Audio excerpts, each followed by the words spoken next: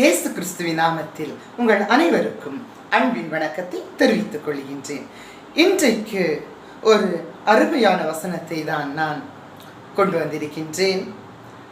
நம்ம எல்லாருக்குமே ஞானவானாக இருக்கணும், அறிவாளியா இருக்கணும்னு ஆசை, அப்படிதானே? கவலைப்படாதீங்க. ஒருவேளை அநேக நம்மை பார்த்து பைத்தியம்னு சொல்லி இருக்கலாம், அறிவே இல்லைன்னு சொல்லி இருக்கலாம். வேதாகமம் அருமையா சொல்லுது,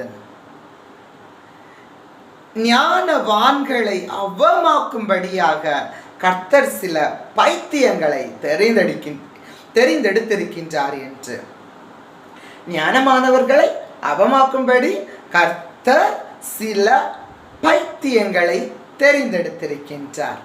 அதனால உன்னை யாராவது பைத்தியம்னு சொன்னாலோ, இல்லை உனக்கு அறிவில்லைன்னு சொன்னாலோ, உனக்கு தகுதியே இல்லைன்னு சொன்னாலோ கவலையே படாதீங்க, சந்தோஷமாயிருங்க. ஏன்னா ஞானவான்களை அவமானப்படுத்தும்படியாக கர்த்தர் சில பைத்தியங்களை தெரிந்தெடுத்திருக்கின்றார். சந்தோஷமா இருக்கணும் இல்ல?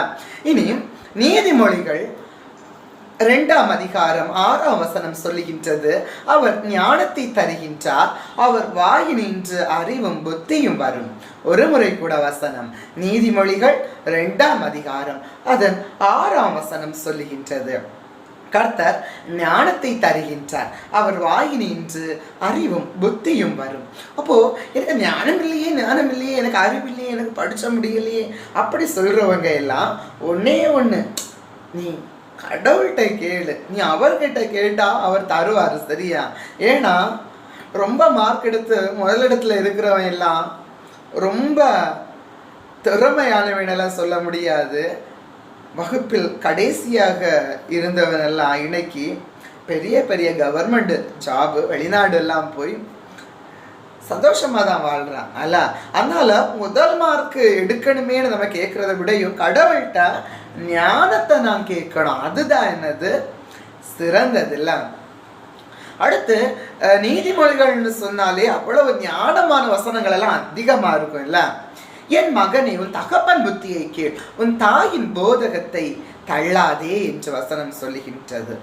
பிரம்பை கையாளாதவன் தன் மகனை இழந்தான் என்றும் வசனம் சொல்லப்படுகிறது. இன்றைக்கு காலம் எல்லாமே பிள்ளைகள் மாடல் ஃபேஷன்னு சொல்லி பெற்றோருக்கு கீழ்ப்படியாம போறாங்க. அதனால தான் இன்று பல பெற்றோர் பிள்ளைகளை நினைச்சு அழுறாங்க இல்ல, கண்ணீர் வடிக்கிறாங்க இல்ல. ஆகவே பிள்ளையை நடத்த வேண்டிய விதத்தில் என்ன செய்ய வேண்டும்? நடத்த வேண்டும். பிள்ளைகளும் பெற்றாருக்கு கீழ்ப்படிய வேண்டும். பெற்றாருக்கு கீழ்ப்படியும் போது தாயையும் தகப்பனையும் ஏன் கனம் பண்ணும் வேண்டும் என்றால், பூமியிலே உன் வாழ்நாள் நீடித்திருப்பதற்கு நீ உன் தாயையும் தகப்பனையும் கனம் பண்ண வேண்டும், சரியா? அதனால பெற்றோருக்கு கீழ்ப்படியாத பிள்ளைகள் எல்லாம் கேட்டுட்டு இருப்பீங்க இல்ல, இத கேட்டுட்டே இருந்து என்ன உங்களுக்கு சீக்கிரமா இந்த உலகத்தை விட்டு போகிறன்னு ஆசை உண்டா? இல்லை. பெற்றோருக்கு கீழ்ப்படியும் போது நம்முடைய ஆயுஷின் வருஷங்கள் என்ன செய்தான்? அதிகரிக்குதான். நான் சொல்றேனா இல்ல பரிசுத்த வேதாகமம் சொல்லுது, சரியா? சரி, ஒரு முறை கூட நம்ம இந்த பத வசனத்தை சொல்லலாமா? கர்த்தர் ஞானத்தை தருகின்றார், அவர் வாயினின்று அறிவும் புத்தியும் வரும். நீதிமொழிகள் 2ஆம் அதிகாரம் அதன் 6ஆம் வசனம். இந்த வார்த்தைகளுக்காய் தேவன் நம் ஒவ்வொருவரையும் ஆசீர்வதிப்பாராக. ஆமென்.